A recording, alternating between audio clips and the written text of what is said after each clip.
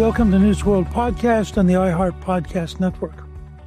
You know, the very interesting symbolic vote by the House, where 4 Republicans, only 4, joined all the Democrats in voting to invoke the War Powers Act.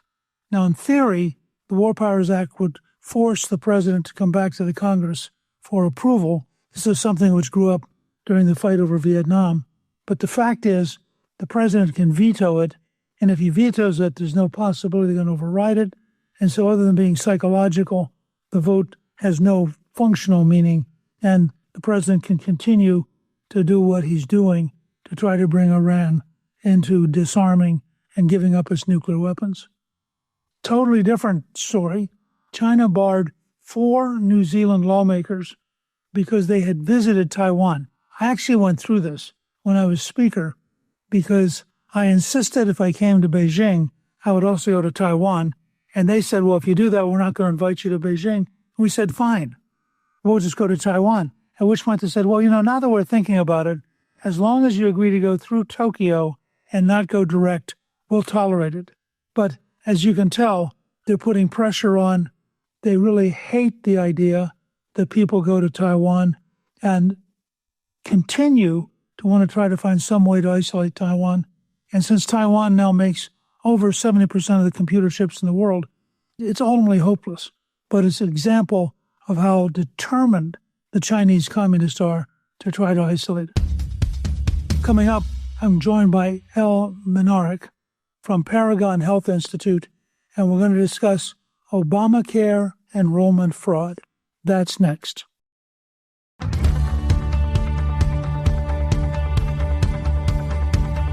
I'm really pleased to welcome my guest, Elle Minarik, from the Paragon Health Institute.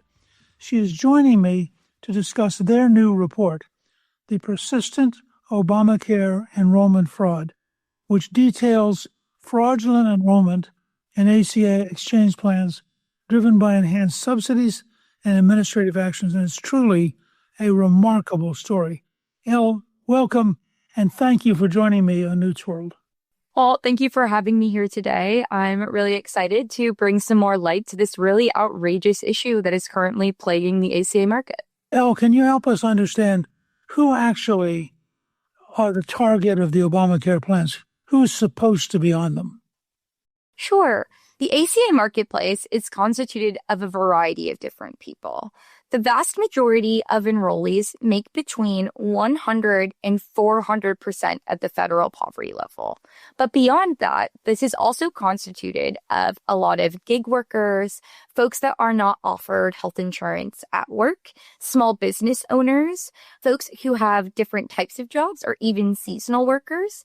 And so this is really the individual marketplace. It is folks that are not receiving Medicare, Medicaid, or employer-sponsored insurance. It is not just a program that is intended strictly for those that are low income, but it is really meant to provide health insurance for folks that do not have access to traditional health insurance through their employer.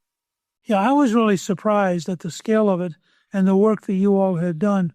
I mean, one headline said that there are 6.2 million signups in 2026 that could have been improper. Can you put all that in some kind of perspective for us? Sure. I think to really understand this, you have to go back a little bit. So you have to kind of set the table on what we know about the Obamacare exchanges. So folks that are enrolled in Obamacare plans typically do not have employer-sponsored insurance. So it's the individual market that allows folks to be able to have access to insurance plans. How this works is the lower the income that you have, the larger the subsidy that you get. And to put that in more context, what we've seen since the introduction of the Affordable Care Act was that before COVID, the enrollment into the ACA plans was actually about 60% below projections, right at about 10 million people. And this is because these plans have really narrow networks, really large deductibles that often make them low quality and very unaffordable for people to enroll. Then you saw during COVID and during the Biden administration really the creation of really enhanced subsidies. They juiced them up. And what that meant is what we saw is that a lot of people really don't value their Obamacare coverage. So the only way to get people enrolled in these plans was to make them practically free. So there was the introduction of the enhanced premium tax credits, which led to the widespread availability of $0 premium plans. And so what we did in our analysis is actually really quite simple. We took a look at the amount of people, according to the census data, by state, that would be in the lowest income band. That lowest income band is 100 to 150% at the federal poverty level. What we did was compared that census data of how many people have that income to how many people got the largest amount of subsidy in the ACA. And what that found was there are 6.2 million people that are enrolled in highly subsidized Obamacare plans that actually even make that income. That's wild. What do you think we are spending on subsidies that we shouldn't be paying? So this is the third year that we have done this analysis, and the fraud has actually only gotten worse every single year that we've done it. So in 2026, we project that about $25 billion will be spent on an annual basis to pay for improper Obamacare enrollment. Wow. So over 10 years, that could be like $250 billion. Correct. And I mean, we've at least seen $75 billion just over the last 3 years. So if you put that in the context of COVID, I mean, we are talking about a large, stark increase in the amount that we are paying. And it gets even more concerning when you take a look at how this fraud is paying out. So CMS released some data in 2024, and that data took a look at zero claim enrollees, meaning folks that were enrolled in a plan but did not use their health insurance a single time. And we found there was that in just a singular year, we spent $40 billion directly to health insurance companies for health insurance that people did not use a single time in the year. Did Obamacare become more of a pro-health insurance company package rather than a pro-poor people package?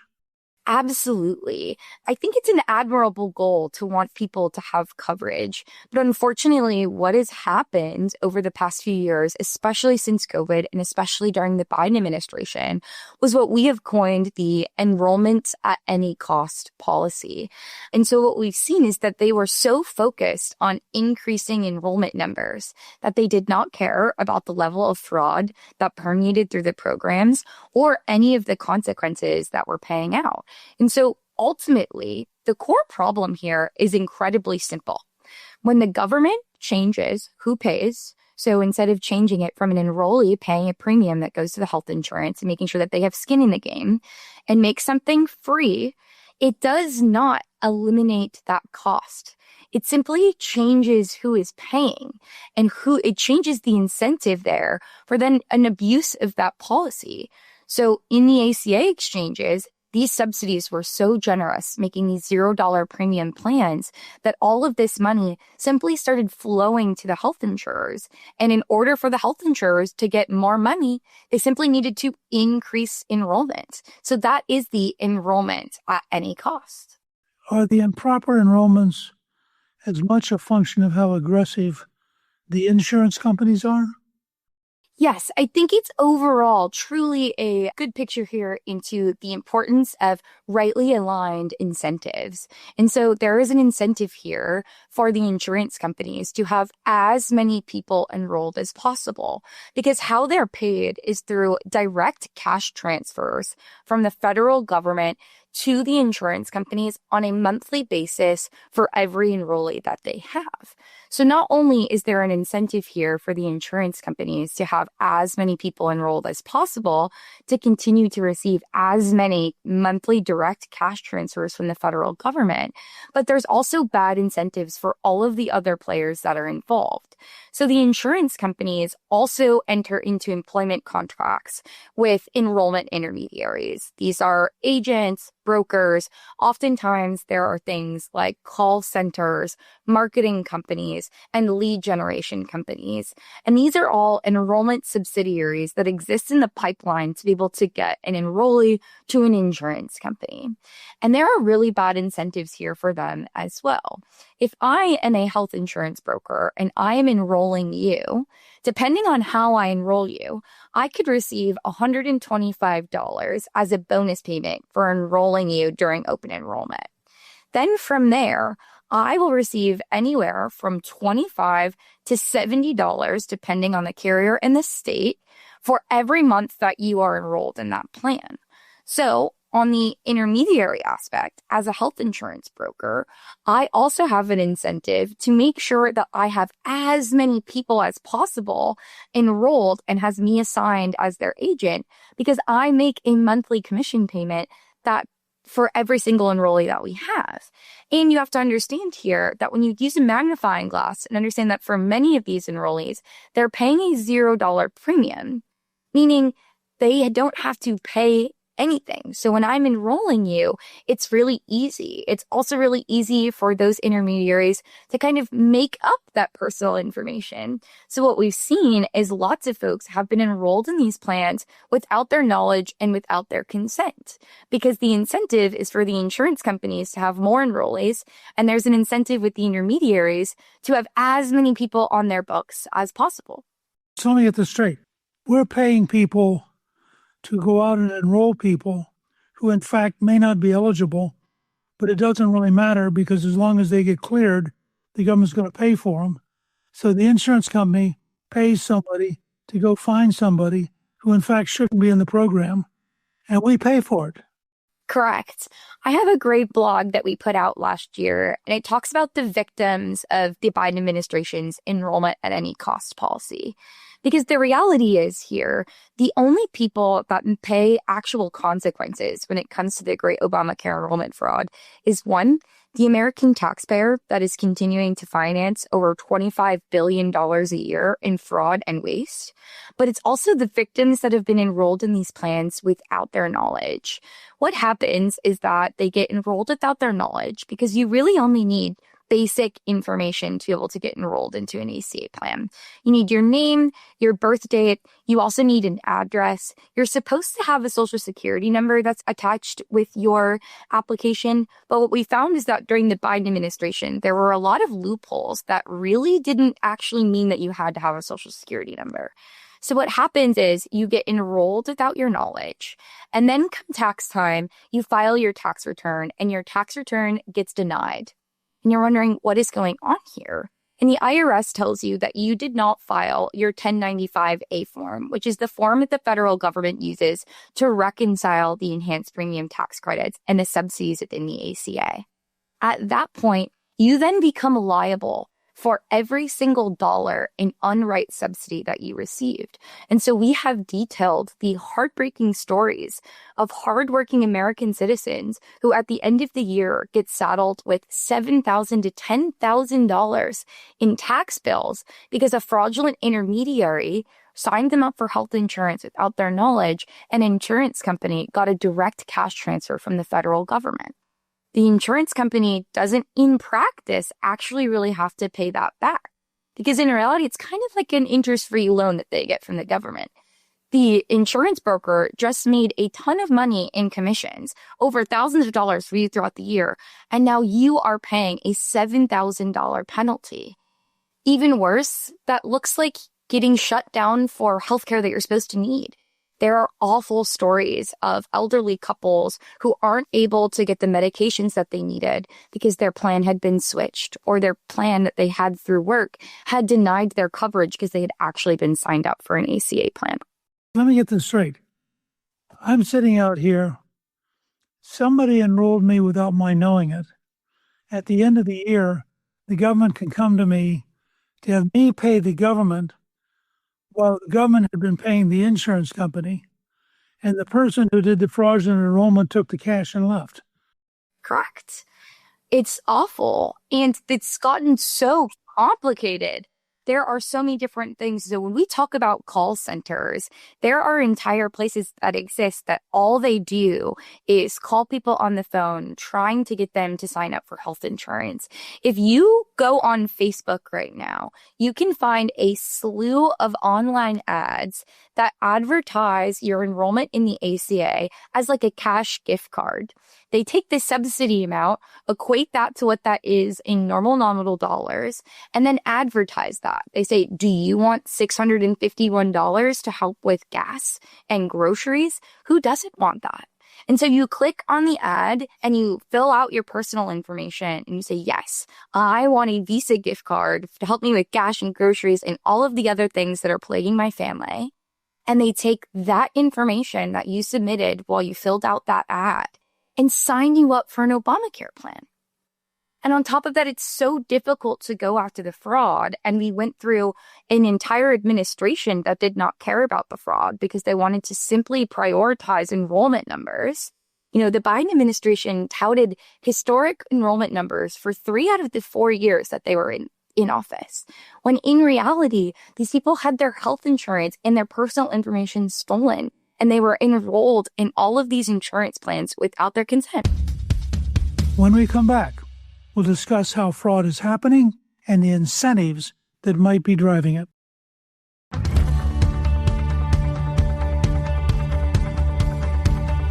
As I understand it, and correct me if I'm wrong, there are 5 states with the highest number of improper enrollees in 2026. Florida at 2.4 million, Texas at 1.54 million. Then you drop down to Georgia at about 500,000, South Carolina down about 190,000, and then North Carolina 180,000. Now, those 5 states have 78% of all the improper enrollees, but 2 of them, Florida and Texas, have 63% of all the improper enrollment in the entire country. How can that be true? Well, ultimately, this comes down to bad policymaking and a flaw that deeply plagues the ACA. Now, there were a lot of fundamental flaws that are within the ACA, but one of the original designs was essentially that in order to receive an ACA subsidy, you had to make above 100% of the federal poverty line. And that is because the ACA also expanded Medicaid. So in states that did not expand Medicaid, you do have individuals in which do not qualify for Medicaid, and they do not qualify for an ACA subsidy because the law says that you have to make above 100% of the federal poverty line in order to receive an ACA subsidy. So in these states, like Florida, Texas, and other red states that have not expanded Medicaid, there is a large incentive all around to misestimate income to be able to qualify for an ACA subsidy. On top of that, there is an enhanced incentive for the insurance companies and their intermediaries, brokers, and agents to target these low-income folks that are below 100% of the federal poverty line to be able to get them covered, but also because there is no way for these individuals to be able to pay this money back. They do not file taxes, so they do not have to reconcile their subsidy at the end of the year, which makes them a very easy target for the insurance companies and the subsidiaries in order to juice up their enrollment numbers and get more government money. I mean, I have to tell you, when I look at this, I'm shocked that California isn't on the list. Well, Newt, you have to think about this in a little bit of a bigger picture here. While California may not be our largest offender in ACA fraud, California is one of the worst offenders in Medicaid fraud. Medicaid fraud is another aspect that Paragon has done quite a lot of research on, and we have condemned California for the different tactics that they use and the amount of illegal immigrants and other unauthorized individuals that they enroll into their Medicaid programs. And so it's kind of like a scale or a little bit of a give and take here. If you are a state that is going to have widespread Medicaid fraud, you're more than likely not going to have widespread ACA fraud because all of your fraudulent individuals are enrolled in the Medicaid program. So that's why in Texas and in Florida, you see kind of this surge in ACA fraud. And so really out here in the way that we have designed our government healthcare programs, it's all of them. Fraud is by design. It is not a flaw. And if the ACA fraud doesn't work in your state, the Medicaid fraud definitely does. So California is a leading offender there. Meanwhile, you have Florida, which I will also just caveat and say that there is no state that does healthcare fraud quite like the state of Florida. And so you do see in Florida, there's this immense amount of ACA fraud. You have certain counties in Florida, which we've done a county by county analysis, where there are over 7 to 8 times the amount of people enrolled in these plans than are actually eligible according to the census.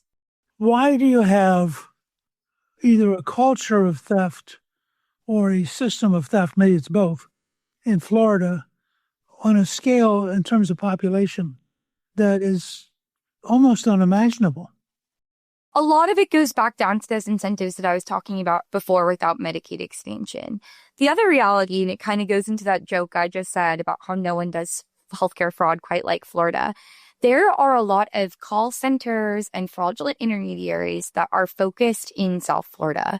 When you talk to brokers and agents, which many of them are really incredible people that are constantly trying to help people navigate the healthcare system, they often talk about the hotbed that South Florida is.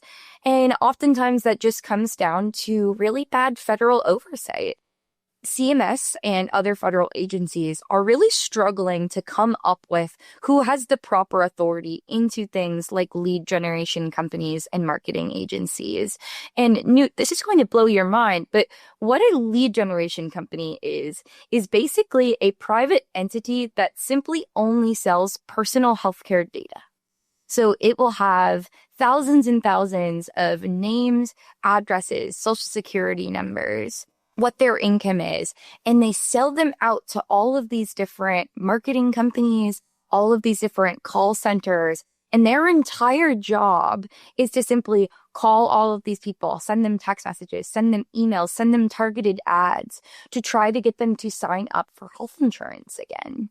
And it's really lagging in the federal arena on who has the authority to properly go after these entities. Earlier this year, the GAO, the Government Accountability Office, came out with a study that really took a look at the ACA exchanges, and they submitted over 20 fraudulent applications through healthcare.gov, which is the federal website that is used to enroll in the ACA.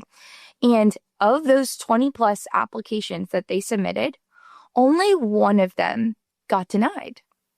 Several of those did not have a social security number. Several of those did not have the proper documentation to support their immigration status or their income. And the federal government let those applications go through anyways. Is that because they don't have adequately modern computer systems or just the nature of big bureaucracies? Why is this actually happening? Well, that is just all of the above. CMS definitely does not have the right technology to be able to have enhanced program integrity with the ACA. Our analysis actually goes into a deep dive comparing between states that use healthcare.gov or states that are state-based exchanges. And what a state-based exchange is, essentially the state owns the enrollment process, the verification, etc., which is kind of like the definition of federalism here, right? The states themselves have made their own exchange, and they do not run off of the healthcare.gov, which is the federal exchange. And it is simply stunning, the lack of fraud that is in state-based exchanges. And ultimately, what that boils down to is that the state-based exchanges have really enhanced tech and policies that make the fraud much more difficult. So Newt, if you've ever kind of ordered dinner on DoorDash, or maybe you've used a food ordering app that goes directly through McDonald's or Taco Bell, when you log into those apps, they have what's called two-factor authentication. You have to verify who you are. They'll send that post notification to your phone, you put the code in, and then you're able to go because you're going to use your credit card. Well, the federal government doesn't do that for health insurance.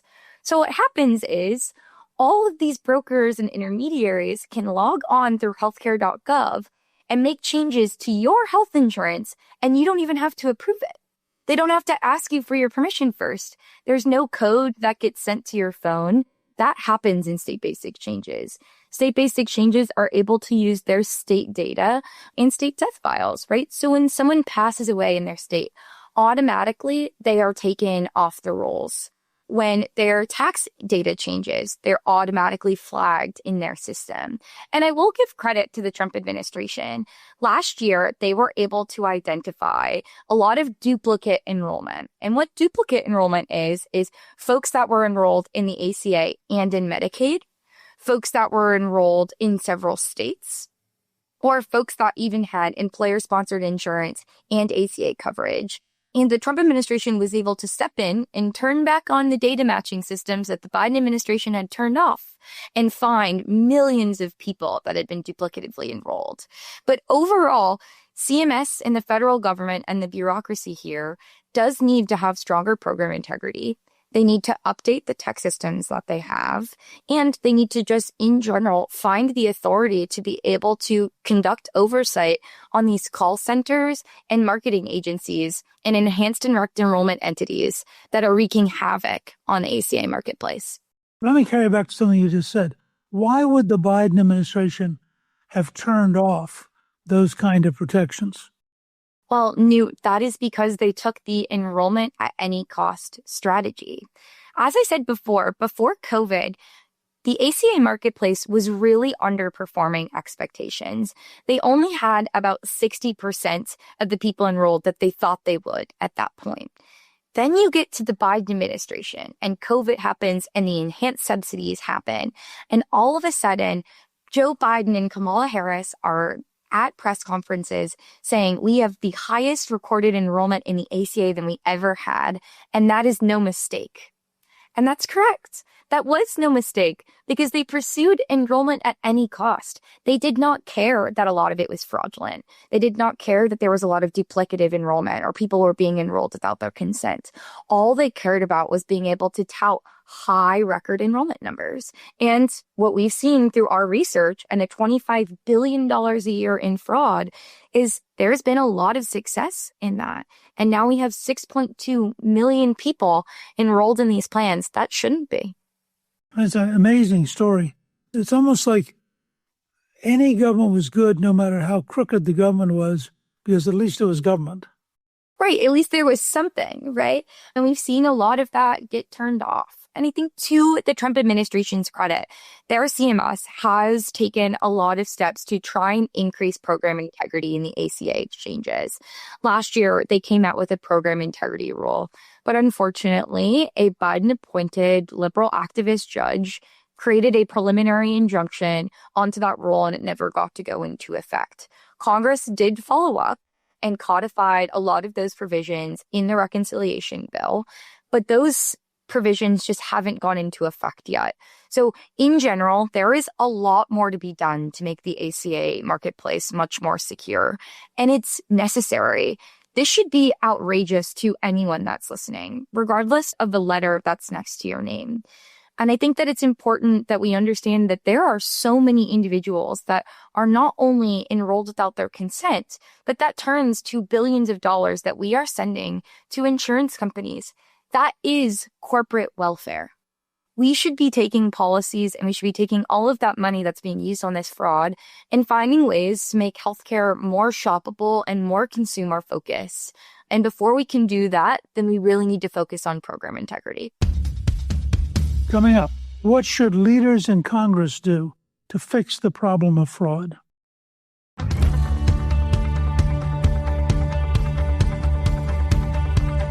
We have these problems, and they're big problems. I've always thought part of the trick is to redesign the system so you preempt the fraud. You don't chase it. But what do you believe that Congress should do in order to really begin to solve this? Well, Newt, we definitely need to eliminate $0 premium plans. There is always going to be an incentive for fraud when the insurance companies and the intermediaries are receiving more money monthly than the enrollee is paying. So Paragon would go as far to say that we need to set a minimum payment at about $25 a month, because that payment would mean that that is higher than the commissions of these intermediaries that are enrolling these folks. You can get rid of $0 premium plans. You're really getting at a major incentive that is on this fraud. Beyond that, you absolutely need to have multi-factor authentication for plan enrollment. Any change in my health insurance plan, I need to verify before it happens, and a broker or an intermediary shouldn't be able to do that on my behalf.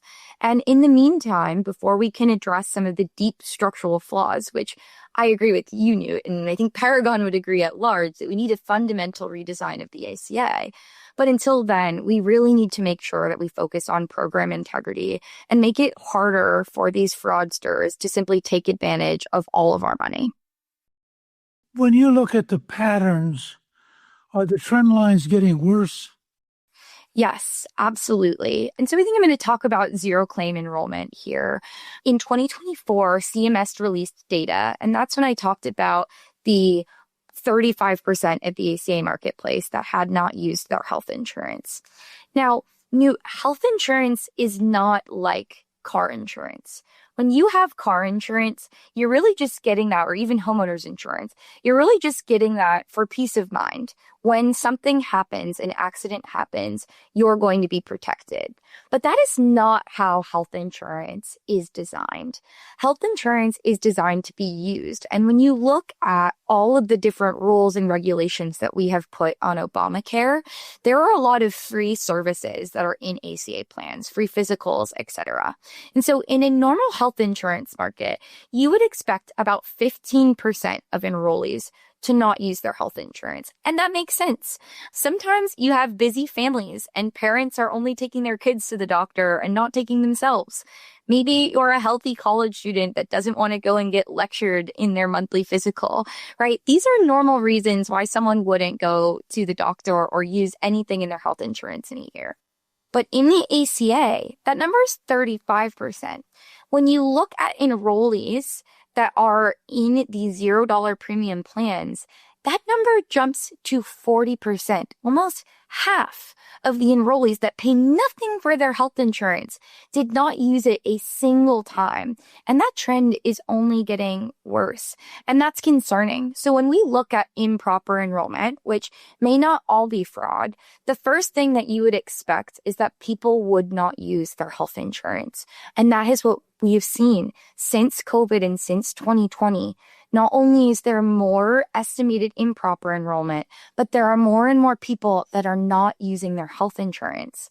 On top of that, there are more and more people that are not fully filling out their application. So another thing that we saw was that there are more people now not filling out what their race and ethnicity is. And all of these trends almost perfectly mirror each other. And so, yes, when we take a look at all of these trends put together, the trends are getting worse. And it is really important that we step in and fix this.